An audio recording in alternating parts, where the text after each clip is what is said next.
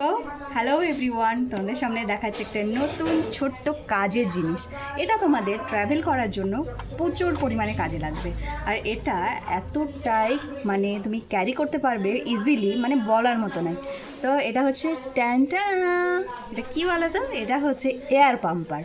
এটা তুমি বাইকে, কারে, স্কুটিতে র্যান্ডামলি দিতে পারবে এবং এটা ভীষণই কাজে লাগে। চলো তোমাদেরকে এটা খুলে দেখাই।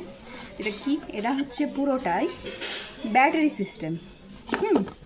এই যে এইটা দেখছো, এইটা হচ্ছে চার্জিং পয়েন্ট, আর এইটা দিয়ে মূলত পাম্পটা সেট করতে হয়।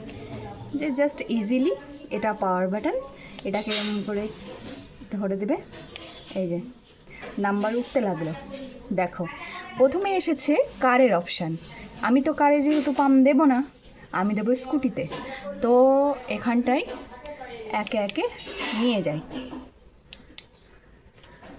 তো আমি সমস্ত বাটনগুলো সেট করে নিয়েছি। তো চলো এবার পাম্প দিতে যাওয়া যাক। ডিভাইসটা কিন্তু আমার সেট হয়ে গেছে।